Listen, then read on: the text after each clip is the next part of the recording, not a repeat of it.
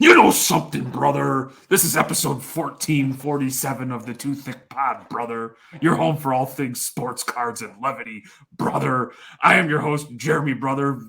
My co-host, the Hulkster, Manny, brother. Manny, how you doing today, brother? I'm doing great. I did not expect that. I was going to try to do Macho Man, but I couldn't get it out. Oh, dude, it's a mixed bag over here. It is a Monday of all Mondays, and I needed a little bit of a release, if you will.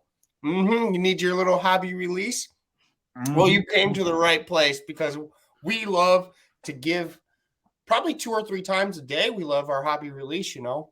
Just you have to. It's like almost like if you don't use your hobby release, you lose your hobby release. So I just want to release all over and just share the love with everybody. Yeah, you get like hobby blue balls if you don't do anything. So let me ask you something. It says your Instagram is Too Thick Pod, and I had an experience this weekend. We were very fortunate, blessed to spend some time together. But I now truly understand where you used to have a name, if I remember correctly, it was Manny being Manny. Yes. And I was just like, it was cute. Maybe that's like a nickname. I never really understood it. Well, we went to a card show in Lansing, and we spent the entire day. We got there relatively early. We stayed until they closed up shop. We went and had a very lovely dinner or lunch or dinner. Dinner, I think, is what the kids would say. The best waitress ever. The absolute best waitress ever. Of course, it was a great day for you because you didn't have to pay for anything because Daddy took care of you. But we get to a card show, and as we're driving, we each have about an hour commute in. Manny's like, I'm going to sell some cards. I'm going to trade some cards. And we get there, and Manny's walking the show, and I'm like, so what cards are you going to sell and trade? And he's like, well, I didn't bring them. And I'm like, that's Manny being Manny. He's going to a card show to sell cards and doesn't bring cards. Yeah, some people call me, like I said before, scatterbrain. And my scatterbrain took off because I left my cards at the front door of my house, and right inside where the shoes are. Realized that I didn't have my cards when I was in the parking lot an hour away. And I had a decision to make. Do I leave you or do I just say F it? I'm just going to hang the day with Jeremy and watch him do sales because I can't do anything. My whole goal was to try to sell some cards. Well, and big ups to you because not only did you were a great wingman, it was just awesome to spend time with you and chop it up and have a good laugh. And mind you, side note for those of you listening, this was in the middle of a mall with 100+ tables, big ups to Avery Shoebox, during the Michigan-Ohio State game. So with every play, you could hear the oohs and the ahs echo throughout the Lansing Mall. Yeah, and I was like, this is a bunch of bullshit. I can't stand either one of these fan bases. Yeah, you heard me. I can't stand them. I'm a Michigan State grad. I hate scum, and I hate Ohio State. But I wanted Ohio State to win, and they didn't. So I was pretty bummed. Yeah, dude, it's corporate office for me is in Cincinnati, so it's split between Ohio State and Cincinnati Bearcats, and they're all about that collegiate life. And we had a couple project managers today who are they're on suicide watch right now. They're not feeling too good down there in that neck of the woods. Well, Wisconsin took their head coach, Thicc, from Cincinnati, so now they don't have a coach down in Cincinnati anymore. Yeah, man. So, yeah, Manny decides not to bring cards. So I really want to talk about the card show, get a vibe of what's going on in the hobby because, believe it or not, I go through Instagram and I'm pretty sure everybody's just fighting with everybody and everybody's trying to figure out who card porn is. And no matter what you post, you could be like, hey, we should do better by children. And somebody's going to come out and call you a piece of shit for not looking out for senior citizens. Or they're going to find some angle that you and I can't even think of. But it's going to be very creative. To get angry because that's the only thing that you do is to be angry. I didn't get that sense at this show. What about you? No, I saw new dealers because I've been going to the Lansing show since they pretty much started. And Avery Shoebox took over. New dealers is the key that I've seen. New product. It wasn't the same product when I was first going to the show. It was like the same 10 dealers, you know, the old vintage stuff or those quarter cards that you see.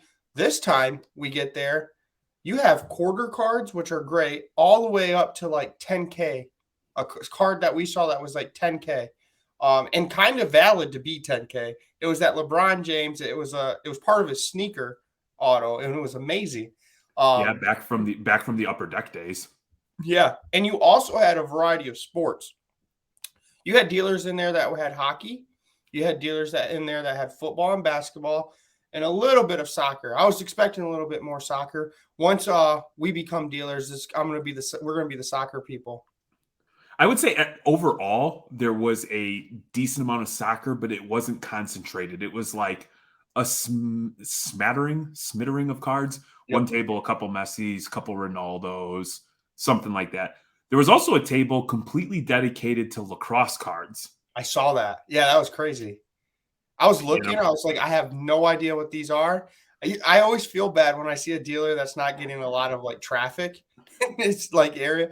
So when I saw the lacrosse cars, I'm like, man, this guy's probably not getting a lot of traffic. I sit there and act like I know what I'm looking at. I just want to seem interested for that guy. I want him to have a good experience. Maybe I'm overthinking it when I do that kind of stuff for people. yeah, but to your point, there was an out of towner from Louisville Mm-hmm. who was a very welcomed addition to the show. It was somebody who had a bankroll and they were buying a fair amount. And I always know that shows that we set up on, oftentimes the people who are willing to buy kind of help keep the show rolling because the kids who show up or like the Mannies who show up and actually bring their cards, Yep. you help keep the economy stimulated because you're buying and you're giving those people money that they can go spend elsewhere. And so I thought that was a nice touch. And like the variety of cards was very refreshing. This is the first show in Michigan in a long time where I didn't see 1,157 Al Kaline cards. Exactly. Or yeah, LK line or Ty Cobb or the magazine clippings of like Detroit Mm-hmm. Tigers. Um, it was a good show. I'm excited to see the growth of this show. From where it started. It started in a store with 25 tables, and now it's up to 100 tables and a lot of variety. Can I say something about the trade? I did, or the trade that your first trade that you did that kind of like, wow, Jeremy's like an awesome dude. I guess you want to talk about your trade, and then I'll tell you what I thought about. Okay, yeah. So let me build it up a little bit Okay, more, you're gonna build it and up. so I want yeah. So we went there with the intent is I wanted to move any football cards I have because we've never really been football collectors. Don't really own. I own some football cards, but it was more cards that we purchased at other shows that came up to your table that you bought, but not anything that has any sentimental value to me. Just stuff that I want to move, and they're like the kind of cards where I have upside on them and I don't care about them. So that's like a perfect combination to catch me in a good move and get something for 50 cents on the dollar. Mm-hmm. We had gone up and we were set up at a table. And I was actually looking at some Jason Tatum card, which I actually ended up getting later in the show. And there was a kid, maybe 14, 15 ish, 16, who had a Giannis auto that he was trying to move. And I think I actually have it right here. So you've got the Crusade Apprentice auto, BGS 9. Auto got a 9. I'm actually thinking about resubbing it if I don't sell because other than like a little streak, and it's very tiny, it's a good looking card. I had passed this kid multiple times and he was going dealer to dealer. Nobody was buying it from him. Mm-hmm. And then like you could tell based on like he just wanted to move it. And so I was at a table and like I understand table etiquette. So I wanted to make sure that I did not block any deals. So I didn't even express interest in it. So when the kid walked away dejected as the dealer told him, nah, I'm good, fam. Miss me with that, Giannis. I said, hey, man, I've got a case full of cards here.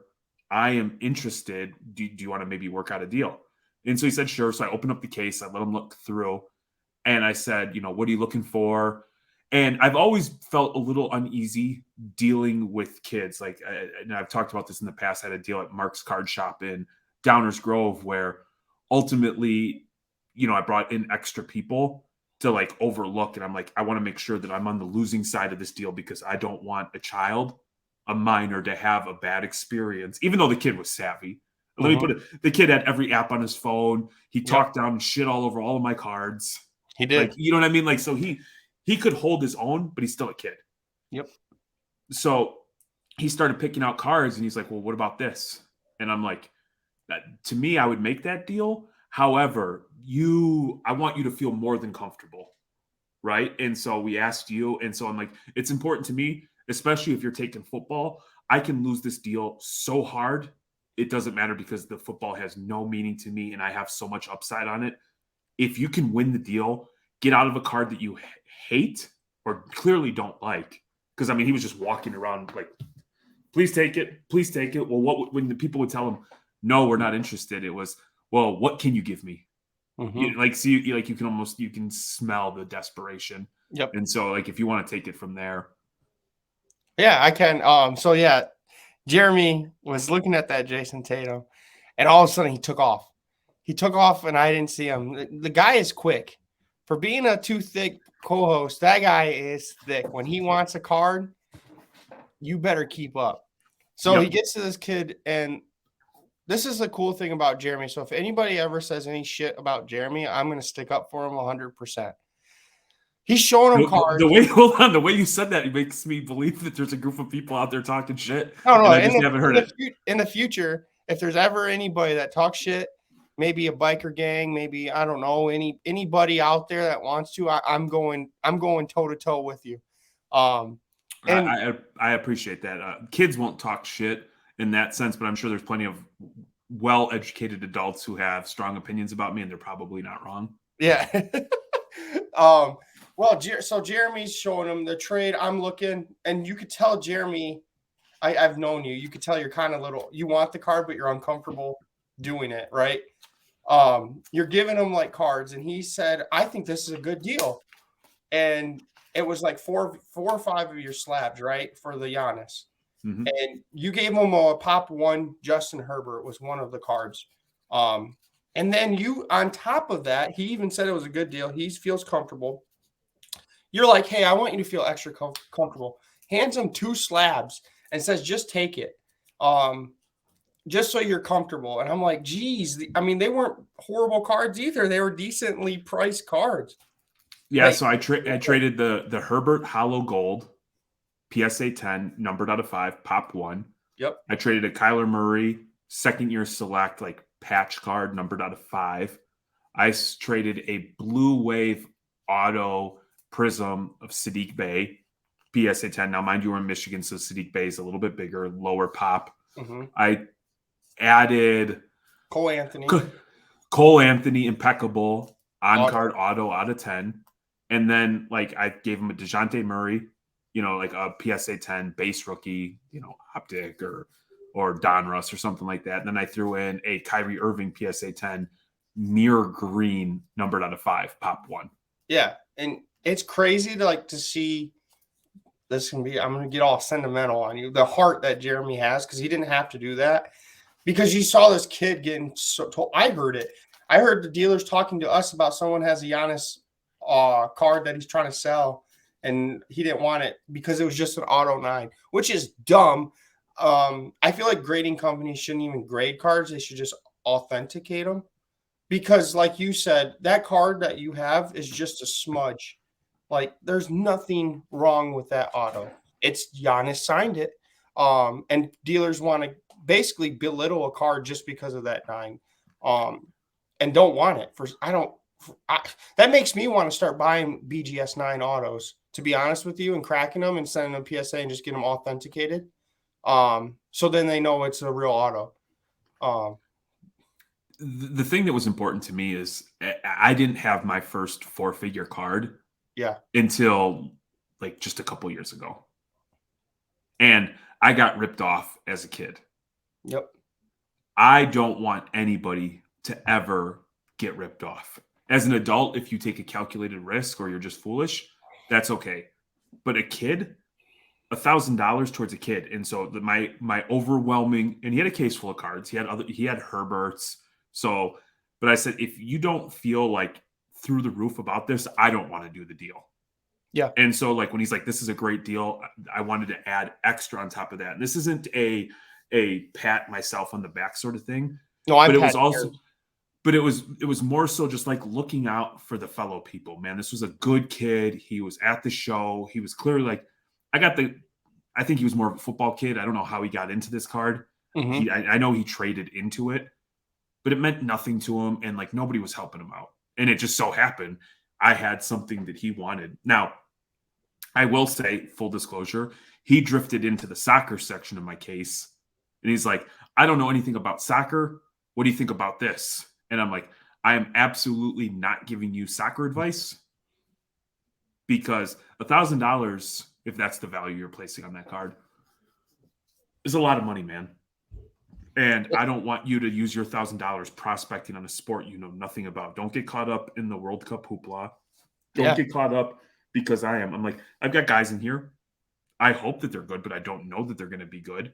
But I'll tell you what, like if it's just a money thing, like if you're going to go sell everything, with this other thing, you're going to be better off. So point being is like if you can take care of a kid, look out for them, because whether I have another fucking DeJounte Murray or a couple other slabs in my case, I'm fortunate enough that it doesn't make a difference. And even if it did, knowing that kid probably went home and is bragging to all of his friends that look at, I've got like 5, 6, or 7. Like I've got 2 PSA 10s numbered out of 5. I've got this numbered out of 10. I've got this numbered out of 5. I've got this.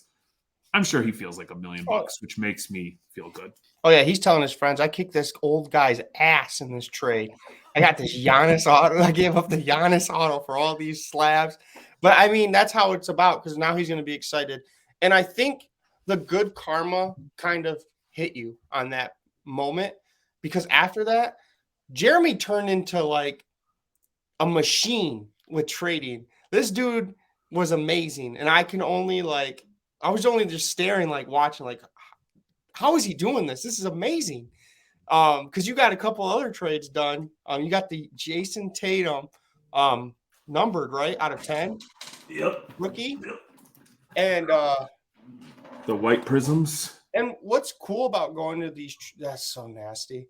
What's cool about it pops, man. I'm not a Celtics fan, but Tatum's a baller in this white prism, numbered out of 149. I traded up into this. What's the grades on those? True gem. 9.5s, exactly. 9.5s all across. It's so like, I don't know. And the cool thing about going to card shows with you is learning like the process. Cause I saw what you traded for that card and I saw like what you bought it for, what you did with it. And then you traded it. And it's just crazy to me. Like I aspire to be you. This is more of a kiss ass Jeremy. Aspire, not inspire. Aspire, my friend. Aspire. I don't envy you. I aspire to be you. Well, here's the thing is like we all, any sort of like what you perceive as hobby success comes from being active, trying things and failing.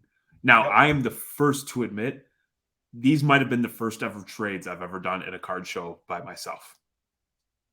Without Courtney? Without Courtney, because I personally don't like rejection and I don't like uncomfortable conversations because I have to do that in real life. The hobby is supposed to be that, so I just shy away from it. And so what I've done is I try to just try new things. And I think the one thing I hope that you paid attention to is we went there, we walked the show, we stopped and grabbed a drink. Then we went back and I really didn't start wheeling and dealing towards the end of the show. And I got a good sense. I was able to take my time, talk to people, get a feel for who's in the ballpark. Okay, that table, avoid that guy because that guy, even though things sell on PWCC for this amount, he doesn't recognize those comps. Therefore, you have to pay 2x. So to hell with that guy. And so just, talking to people, not only did we meet some incredible people and it opened up some incredible opportunities for not only the Two Thicc pod, but for Reckless Cards and for Manny and Jeremy, just as hobbyists, you create new friends, you create new memories. We had a great time.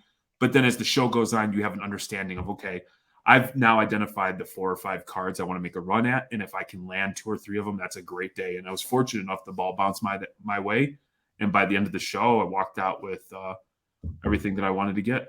Yeah. What I liked about one of your trades, the Jason Tatum with Avery, you said, I'm not a football guy. I know you could you're a football guy. And you gave him like 3 separate deals. You're like, I want the Jason Tatum first, the Donovan and Shy autos, right, as a second, if you want to trade in that. And then you gave him a third option. I was like, wow, I never really thought about that. Because then you basically put the deal you want to get rid of the card. And this kind of helps the dealer think like, okay, he wants all these cards. What's the best for me? Yeah, well, the way they came to it, and this is just the way I am. Like I just told you, I don't like rejection, so I'm trying to be transparent about what my motives are. Yep. I understand since you're on the dealer side, just making movement for movement probably doesn't make sense unless it's something that you want. Well, this guy had a strong football collection. He had a nasty Justin Jefferson RPA numbered out of 5. That was nasty. Fucking disgusting. And I'm like, what would look nice to that is a nasty Jalen Waddle RPA. They're not national treasures. One was select, one was certified or something, but just nasty patches with an auto. So I'm like, hey man, I don't collect football. You can let him look through my case. I take that back. I had one other card. And so as we're going through it, he's like, well, would you add the Daniel Jones? I'm like, yeah, that card means nothing to me. Yep. Without hesitation. And so I think for me, and for people who are maybe a little more introverted or maybe uncomfortable having those conversations, I just put it out there. These were my intentions. Here's a few different options for you. That way you understand what I'm working with. And that way in your mind, you know what you paid for your cards. You can maximize your ROI. Yep. And so will it always work? No. But in this instance, I had given him like 3 or 4 options that I would have been perfectly happy to walk away with. And, fortunate for me, I did. And so I'm pretty happy about that. You also know the dealer is also the type that's not trying to get you either. So it helps when you build relationships like that, because you probably wouldn't have went to a stranger and done the same thing. That's a big deal. So this is like the 3rd or 4th time I've attended the show. I've talked to the guy. I've built rapport with them each and every time. Hey man, how are you? What's moving? Talking to the dealers, what's hot, what's not. And I just think there's some value in having those conversations. And come to find out, I'm pretty private person. Mm-hmm. Like I'm making some friendships, man. There's some people like I legitimately look forward to talking with them. And how many times did we stop, put the case down, and just start talking about sports or cards or life? Yep. Mm-hmm. No, it's and the only reason we're there is because of these damn things. Exactly. Well, we all share the same interests. It all comes down. We all share the same interests. So if we're all trying to grow together, it's kind of building that relationship together, which I do want to talk a little bit, like you're the positive end. And then I wouldn't say I'm the negative end. I just want to bring up something that I've learned that I'm struggling with right now. And maybe someone in the comments can help me. I screwed up. I went all in on high expensive cards. I have pretty much all my cards right now, besides like a stack here, stack there, are over, I would say over close to like 500 or above cards. My money is tied up. And this is why I brought cards to sell, because I have a lot of my card money. I have separate accounts. I'm not pulling from one account. If I don't have money in my card account, I'm not pulling into my other account. Sure. And my card account is like tied up. And I'm like, what am I supposed to do? I can't sell these cards.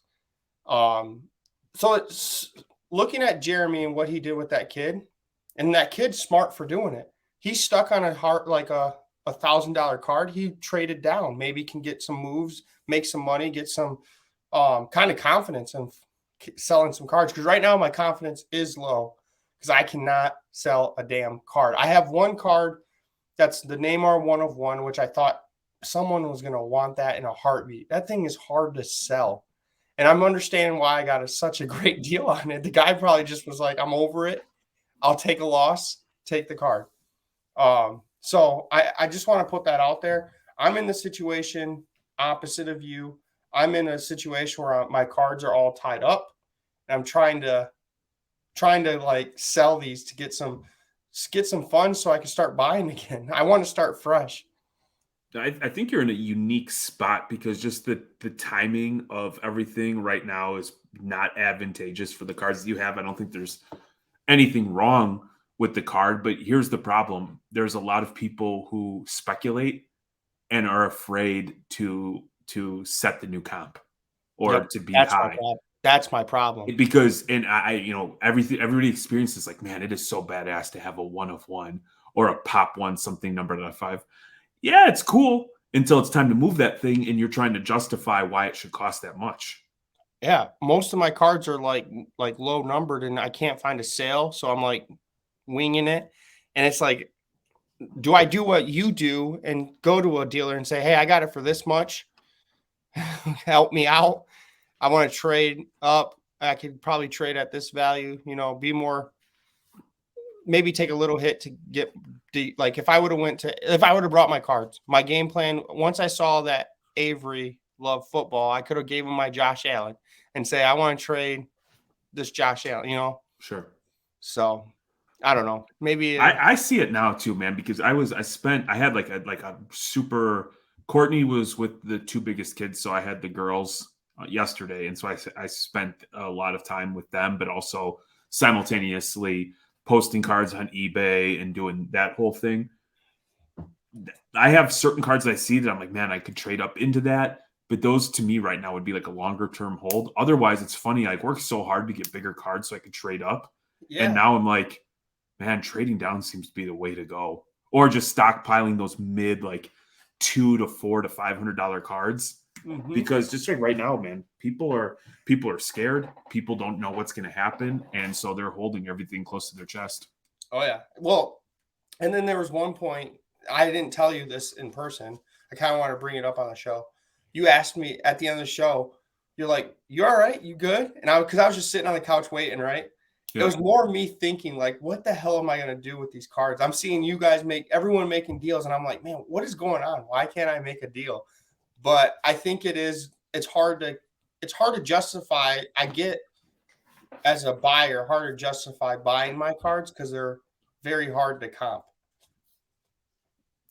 Which, I mean, I got a good deal on these guys, like these cards. So I'm willing to let go. It's just, I don't want to be straight up and tell you, hey, I have this, I paid this amount, would you go this amount? Like, I'm going to set my thing, and if you negotiate, then I'm willing to negotiate all these cards. Well, so the one criticism I have of the way you operate is it's hard to sell a card when you don't have the card. Well, that's true. I need to bring the cards. Hey, man, I got this awesome Neymar 1 of 1. You want to buy it? Sure, let me see it. Well, I don't have it. I should have, if I would have knew that kid was doing soccer, I could have pulled out the ones that you gave me at the thing. I'd be like, hey, you want all these? And I'll put money on it.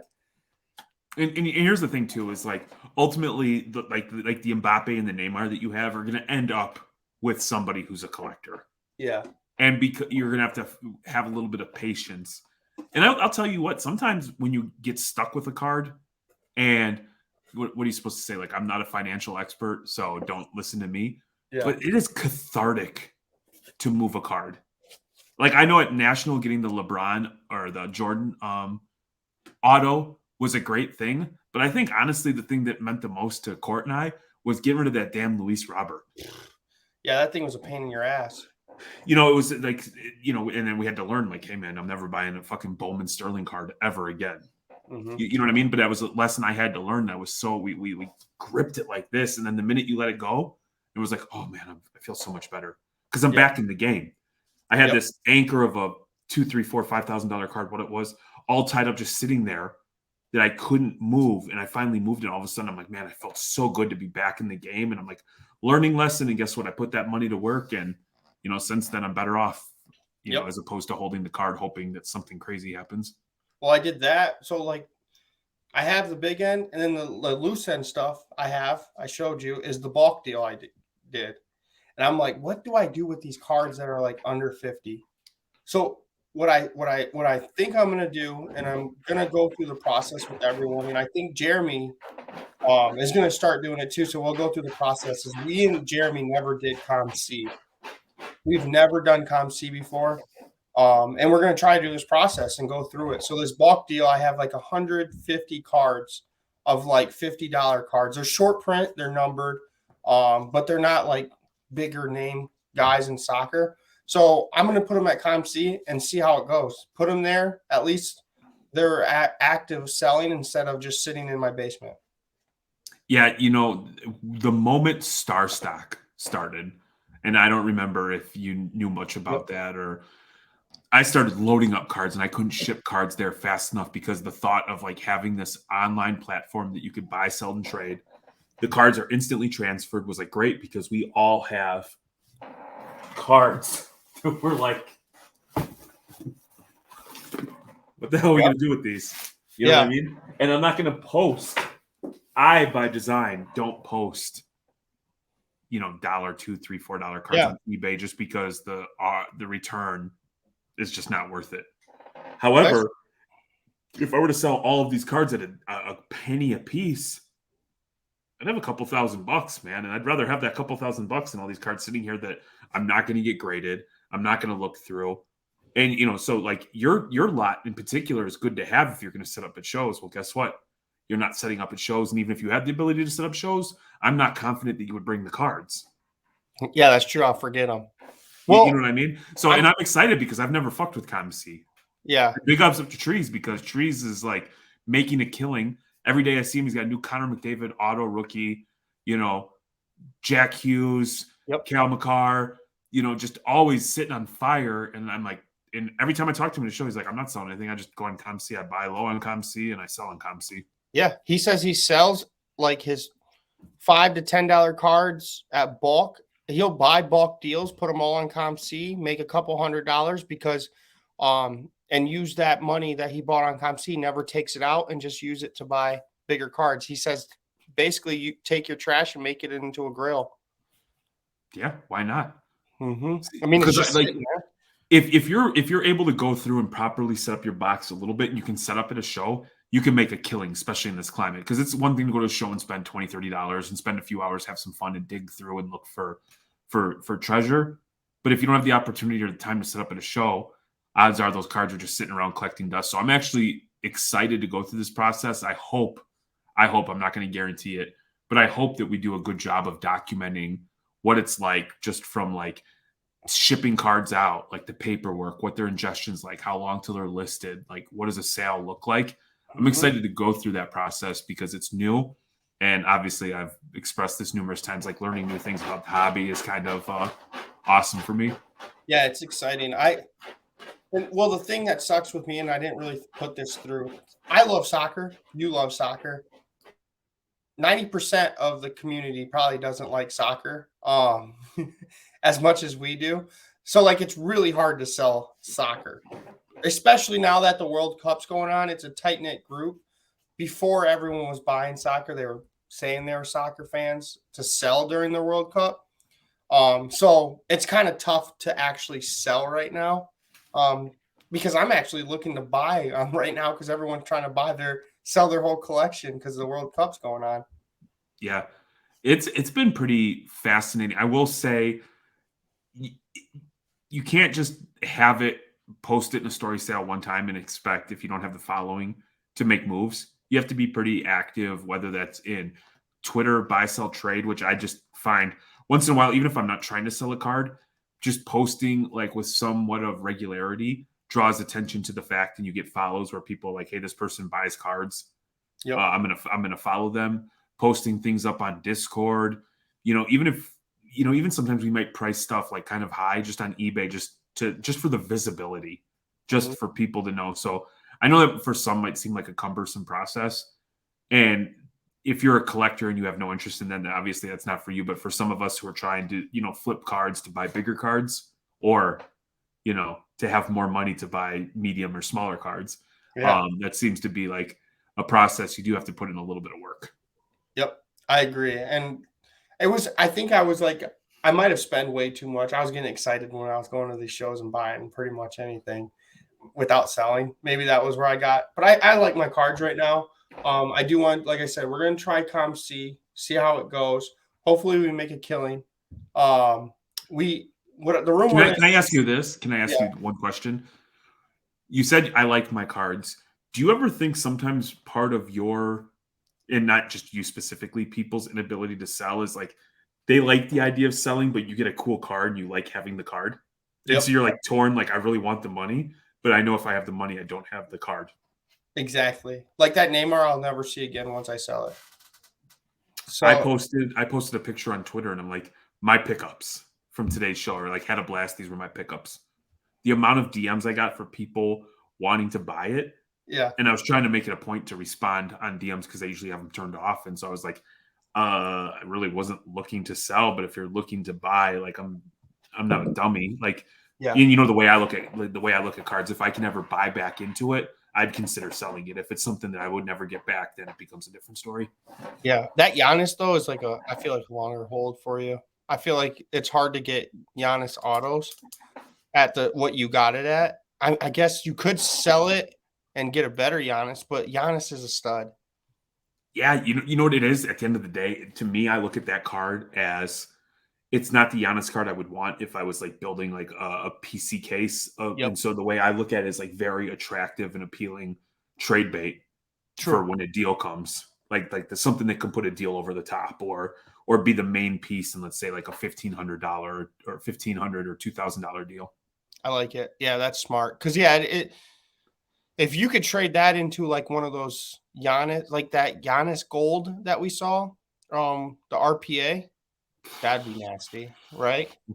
Well, that's a beautiful card. Full name auto. I was like, man, that's legit. I instantly told you, hey, let's go in on one of these together.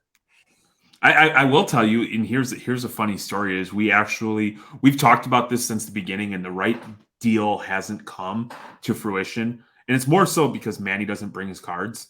Yep. Is there was a Luka rookie, a BGS? I want to say it was like 8.5, or no, maybe it was not. I don't remember what it was, but here's the thing: that all the subgrades were really good except the surface, and on the surface you could see maybe some fingerprints and some blemishes, and so they were looking for 3 or 4K. It doesn't matter.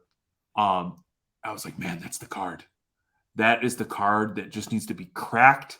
And you know, obviously, I couldn't see any dimples, and we looked at it a million different ways, and we were like, kind of trying to talk ourselves into it. Are we going to come out of pocket, you know, $3-4 in cash to buy a Luka rookie, to crack it and then wipe it down with the microfiber? You know, I'm like, my one fear is like, I'm going to crack this open. There's going to be like a nasty dimple or a print line that I can't see. Yep. I think we got lucky. I talked to Rick about it. Remember my guy, Rick, shout out Rick. Yeah. If you're watching. And he was saying if it got a 7, there's something that's really bad with it to get a surface 7. We did see the fingerprint marks, but I think there was something else that we weren't seeing. And the guy who's a good guy, he was like, oh, this is easy. Just wipe it off. And then in my head, I'm like, why didn't you do that? That was the deal breaker for me. And that's why I couldn't get there. It was like, because he's like, you're going to just crack, you're going to wipe it down, you're going to make another 1,000. It's going to come back to 9 or 9.5. And I was just like, you're haggling people over $5 and $10 to maximize your ROI. One would think if you had a glaring issue like that, you would just fucking crack it and be done with it and make the extra G. Exactly. And so ultimately, I'm like, he knows something that I don't know, and I'm going to let somebody else make that mistake. Exactly. So I'm glad we're on the same kind of radio frequency in our head that once he said that, I was off. I was like, no, I don't want it anymore. We're syncing up, dude. Now, one thing that I want to talk about is I've got a small positive bone to pick with PWCC. All right. I'm not here to talk about what did you call the bloodbath that was Golden Auctions? Apparently they ended pretty bad. That's what I'm hearing. That everything was Black Friday steals is what I was hearing. There's some deals going on Saturday. Really? Yeah. You know, I got to be honest, for as active as I am in the hobby, I've only ever looked at Golden's website like maybe a handful of times. Same. I can't. It doesn't make sense. This site doesn't make sense to me. I don't know if it's because I'm young or old or what it is, but something about the website to me is just not user friendly. And because the only cards I ever know, and this is funny because I know the big name cards, and I'm not buying 6 and 7 figure cards, but I know that if I go and click and go by like the last page, there's deals to be had. Mm-hmm. But I'm already doing that on a weekly basis with PWCC, and I like their website. Yeah. So let me paint the picture for you. I want to buy inventory, and I have had great success. And I almost hate to say it because at some point, if anybody's willing, they're going to catch on. Yep. If you spend some time in there and look at all the different cards, you can buy cards on these weekly auctions for 10, 20, 30%. Not 30% off, but 30% of what they're going for on eBay. You get the cards in hand. You literally take the cards, you put them on eBay, and you 2 and 3x your money. Yep. Not every single card, but there is a large portion of cards. And so if and you're like, that can't make any sense. Well, it's like, think about it. There's Alt, there's Golden, there's eBay, there's PWCC, there's all these different places, Facebook, Discord, and I'm active. I look at cards every single day. I wake up in the morning looking at cards. I go to bed at night looking at cards. I wake up in the middle of the night and somebody sends me a message about cards and I'm thinking about cards. It is damn near impossible to check everywhere. Yep. So what I have found is if I spend like 1 good hour with my key phrases and words or players, athletes that I'm looking for, I'll go through and identify cards I want to bid on. Now with PWCC extended bidding, there is no stiping. So you have to place a bid before 10 o'clock Eastern time every Sunday. And then you go into what is extended bidding. So there's extended bidding, you have the 30-minute window, and Yep. then it goes into 5-minute increments. So this week at 10 o'clock, heading into extended bidding, I had just missed out on a Patrick Williams flawless horizontal RPA numbered out of 10. So I was a little fucking pissed off about that because it was a beautiful card and I was just annoyed at myself for missing it because I never missed it. I never missed those things. But I digress. We get into PWCC. I had bid on 113 different items.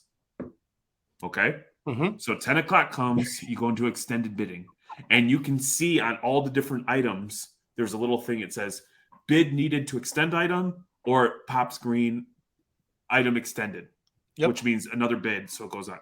So at 10 o'clock, everything that I was high on, when I got to 10:30, if I was still high without another bid, I won those. So like that's 113 items. It was 5 pages worth of things. And so I'm like winning. And then it quickly dawns on me, holy shit, on the first round, I won a lot more than I expected. Excuse me. So I then now have 5 minutes. I have another browser up and I'm trying to do quick math. How much have I won? Because it sounds sexy, but I have a budget. And now I'm trying to do the math. Do I go after this card? Do I not go? Which ones do I want to bid on to keep it alive? So my big bitch is, and maybe it's user error. Full disclosure, it could be. I'm just an idiot. There needs to be like a running tab of like what you've won thus far.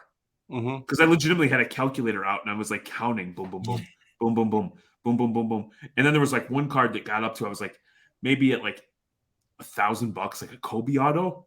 And I'm like, I got to the point where I was rooting against myself because I didn't know how much I had already won. Well, you know what I mean? Because I'm like, oh, wow, I'm actually going to have to dip into my personal finances because I am winning a lot more than I expect. Like, you bid 113 things. You don't, you bid them early and often. So you bid them and you put like a $25 bid on a card that's clearly going to go for $800. You expect some of that. But some of these cards, I was like, holy, like I was winning some like flawless, impeccable, like patch autos numbered out of 10 for like $20. Yeah, you're killing it. Well, you also, there's a little trick, right? If you bid early, say you bid right now, you can kind of see how many bidders or eyeballs are on that card. Because if you bid early, you can see where that card is on Saturday if you want to go for it. Because it might not be that many people trying to bid. Also, there is on the top, there is a total on the top of your thing, I believe. It says, so like when you have it filtered by page, it'll tell you like, hey, there's 24 items on this page. You're high on 3,800, which meaning if the auction ended at that moment, of those items that you're high on, it would be like it gave you that number. Yep. But when you switch over to the tab, the way it filters, there's got to be a shortcut, and I'm going to investigate, and I'm going to bring this.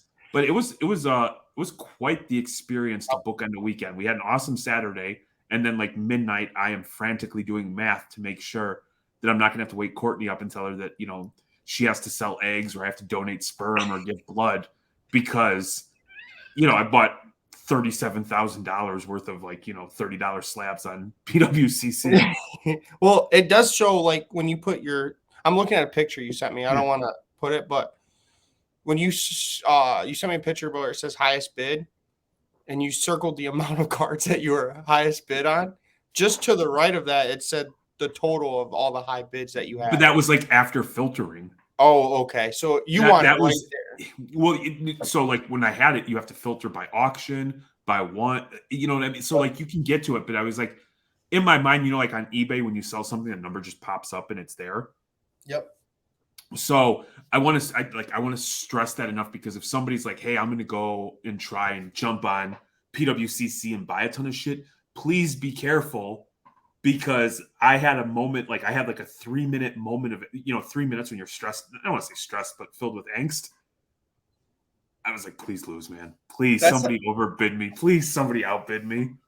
I get that sometimes too when I bid. I'm like, oh shit, I think I bid too much. Someone please outbid me. I didn't realize buyer premium was this much. So because buyer's premium, that's where it gets you. You don't think that you have to pay that 20% until it comes in. Another 20% right on top of it. So I just be mindful of it. And again, now with everything being kind of goofy with money, be creative, find different ways. What always worked in the past doesn't mean it's going to work in the future. And I have found that if I can get a card that sells all day for $60 and I can get it for $20, $25. And I mean, that's kind of like my cheat sheet.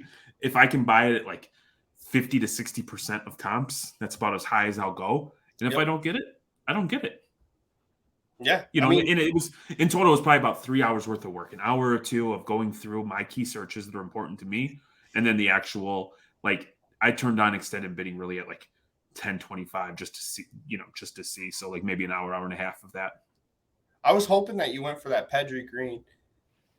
Well, I was high on the Pedri second year superfractor. Mm-hmm. That it was and that's the other thing I don't like. Is when next week's weekly, it gets mixed up in. So I had one card, I was like, holy shit, I'm going to win this. I'm going to win this at a stupid price.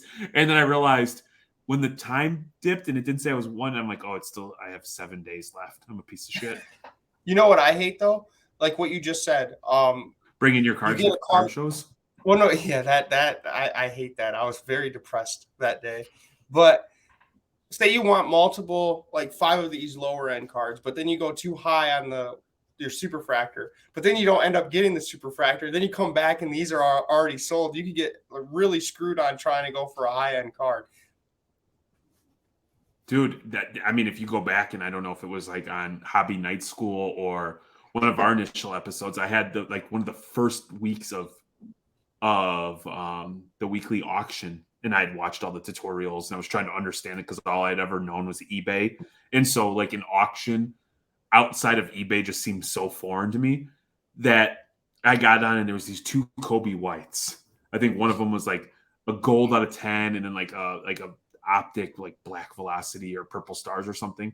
And both these cards got up to, and I'd been on a lot of stuff because I'm like, dude, I'm taking advantage because I know I'm a dumbass and this is difficult for me.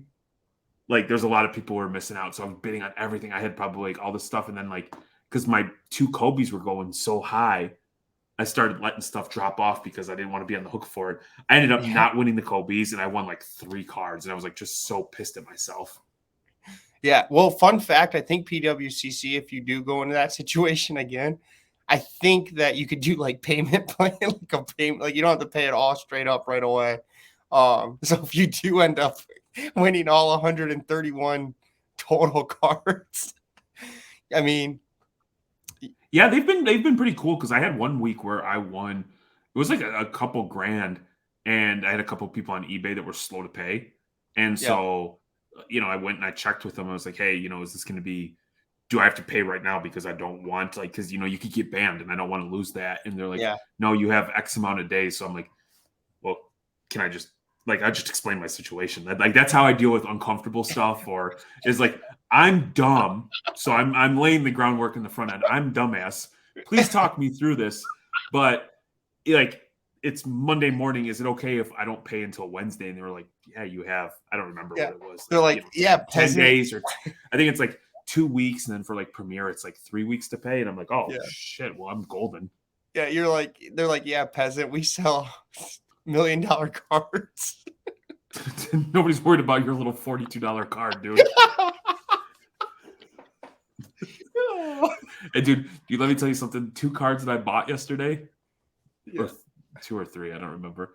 I bought a Kobe White courtside zebra. When I saw that, I laughed because I'm like, you're just you said I'm done buying Kobe, and then the next auction you buy more Kobe White. Dude, right? I'm like, it's such a great deal, man. It's such a great. I actually know a Kobe White super collector. You like no, like somebody like. So I just actually traded a bunch of Kobe White to get a Patrick Williams.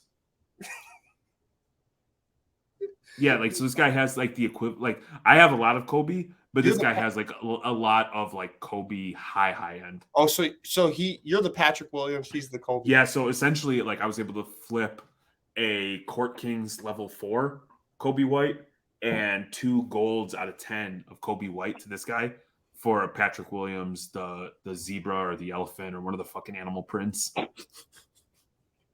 Man, I can't wait. Like I'm pumped that Courtney is posting on your guys' Instagram of all the Patrick Williams that you guys got.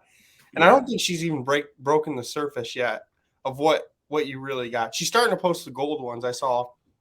Yeah, she posted a couple today. I know tomorrow she's going to post 3 more, and the day after 3 more, and then it'll kind of lay it out. But we've got some other ones coming. So you should lay on your counter with all of them like this, with just like that, shirtless. Dude, I that's going to be a hard thing. Is like if he pops off and it's time to sell. I don't know, man. I always thought it was going to be like I've never had that kind of attachment to cards. Like I've had cards that I had some like those Kobe Bryants where I'm like, okay, let's just sell it. And I know that I can always buy them back. These, man, like it feels kind of good to be good at collecting something.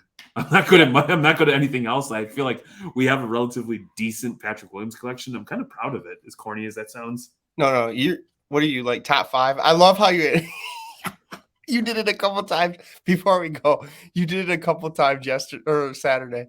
Hi, you see a lot of Patrick Williams. I'm like, not to brag or anything, but I think I'm like top 5 in the world with my Patrick Williams. Well, no. So here's the thing. Like sometimes you have people who try to take advantage of you. Yeah. And it's like if I know one market and I know it well, it's like Patrick Williams. And so this guy's like trying to sell like just like a cracked orange ice PSA 10 for like $500. Yep. And it's like, dude, I just bought a out of 5 flawless raw like RPA. Why you're out of your damn mind. But it's funny. I laugh when you do introduce yourself as that. You know Patrick Williams? Yeah, we're best friends. And dude, it's not to be an ass. I promise. No, I know it's not. I know you're me. That's why I laugh about it, because it's hilarious. It's more so just letting these fools know that like I fucking hate, like I've got no problem, like if you were to look through my soccer cards and ask me like, hey Jeremy, go in depth about fucking blah blah blah blah blah, I would be like, I read an article that said he's supposed to be really good. You know what I mean? Or like, I'll be honest, I don't try to tell everybody that I know everything about everything. Like those people just tend to fucking irk me. No, so it's like, I mean, yeah, Bulls and Bears, I would say the most. So coming up on 54 minutes, man, that went by so fast. What do you got planned for the hobby this week? Putting my stuff in the COMC. We have another show we're going to record, and I want to buy some cards. I'm looking at random. I want to buy one of the things that you have on your back wall, and get Project 22 cards and put them in there. Because I love those Project 22 cards. They're the soccer kind of. It's the Project 2020 for soccer. Yep. I'm gonna try to do my man cave. I just bought a Pele auto. Shout out Roberto, because he gave me 2 free packs of like old vintage stuff, and my daughter loved it. When she was opening Storybook cards on Yep. Instagram. So shout out to Roberto Storybook cards. But that Pele auto gonna get framed, put up, and I think I'm gonna try to get the legends. I'm gonna try to get a Maradona, Messi, and Ronaldo and put them on my wall. Dude, that's badass. Yeah, that is absolutely badass. I think for me, this upcoming week in the hobby is going to be just we've got a couple of shows coming up to close out the year. I'm only attending one of them. We're doing the Skyline show in Chicago, December 10th, I think it is. Swing through. Courtney's going to do the Cleveland, the Greenie show on the 17th. But it's just starting to like stockpile inventory, and I'm always just assessing our collection. And what can we do, and just monitoring, and just being prepared, having a little reserve of cash for when opportunities pop up to take advantage of them, but also being willing to trade up or trade down if it makes sense, and not being stubborn in what I believe to be true, because oftentimes throughout the course of my life I've believed a lot of things to be true and only to be proven wrong. So I'm just trying to be open-minded about my hobby experience, and I'm looking forward to. We got some pretty badass guests lined up. Yep. Excited to learn about trading card games with Bro Namath. Had an absolutely wild hobby night school last week on Wednesday, and holy crap, was that a thing? Yeah. Well, you got Hail Mary this week.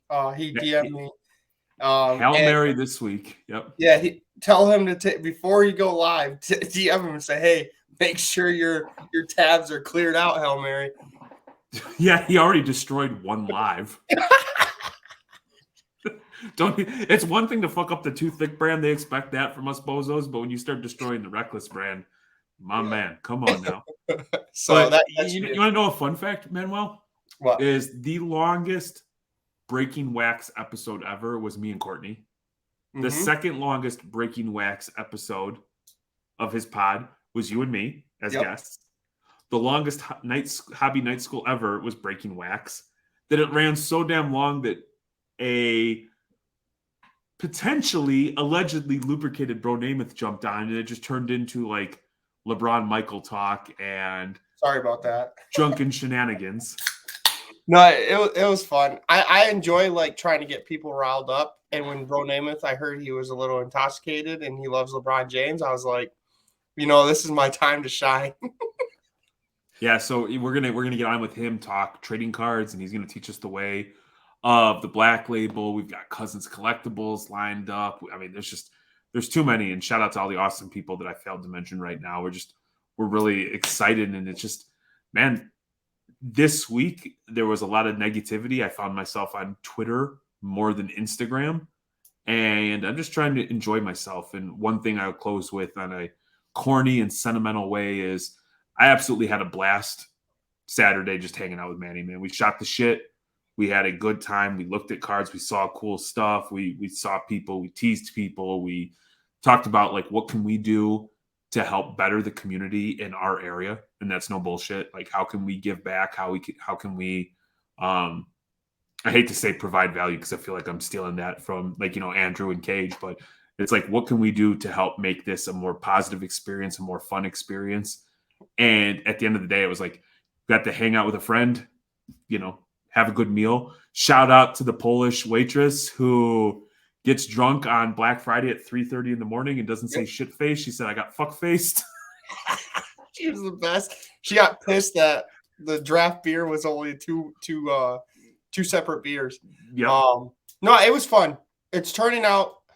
I know it's another sentimental thing. It's like we're becoming like brothers. Like you're my big bro. And I consider you a brother. I could talk to you about more than just cards. So the cards brought us together. This podcast has been the best thing. Probably it makes the hobby experience a lot fun. I get to meet a lot of new people. And what we instead of saying what we're going to bring to people, I'll tell you what we're bringing to people. We're going to bring Casting Couch. We're going to come live to these card shows and have a couch, and you guys are going to sit on our couch and do an interview with us. Close Casting Couch, come live. There's a hobby joke release in there somewhere. Yep, Casting Couch. You're gonna get you know who could put something together like that, like a frat Matt, like a 504 person, he probably jumped all over that. I don't know Oh if the yeah, rest of them. they're gonna get on our Maybe casting AJ, couch and- Card Wax. I'm sure Card Wax got that. Oh yeah, casting couch and enjoy our hobby release, if you know what I mean. Yeah, it's not just us, man. We have met some cool, like I'm telling you, I would rather hang out with hobby people than most of the people I know in real life. Yeah, You know, I mean, I've some- met like hobby people, but like some like the neighbors and shit. Like, nah, man, just give me some of the hobby people. exactly. So You know, and me and Courtney are kind of like weirdos because like everything like eventually leads back to cards. So Yep. it's like, oh, so like the kids, blah, blah, blah, blah, blah. And so what'd you guys do this weekend? Oh, you know what? We got a PSA order in. Like, well, what's that? And then like people are like, you're out of your damn mind. It's like, well, it's who we are. I love it. On that note, I want everyone, I hope you enjoyed it's like our side episode. We're going to have a full episode on Wednesday. And I hope you enjoyed our hobby. A full episode? What the hell was this? A halfie? I guess. This is one of the, we were like eager to get on. We haven't talked in a while, besides I know. to the people. So Yeah, wanted to get on and do another episode. How about this? I'll let you close it out, but I'm going to go with this. On the first episode post Thanksgiving, I'm thankful for all the thiccalos. I am. I'm thankful for all you thiccalos out there. And I hope you guys, like I said, we're going to keep bringing it up. I hope you enjoyed your hobby release. Make sure you like, subscribe, Brother. click, rate, review on Spotify, you know, whatever all the youngsters say when they're on YouTube. Make sure you do it. We love it. Smash something, casting couch, come live. Yeah, exactly. Smash the like, smash the couch, come live. I don't know. And with that, hope you have a good night. Brother!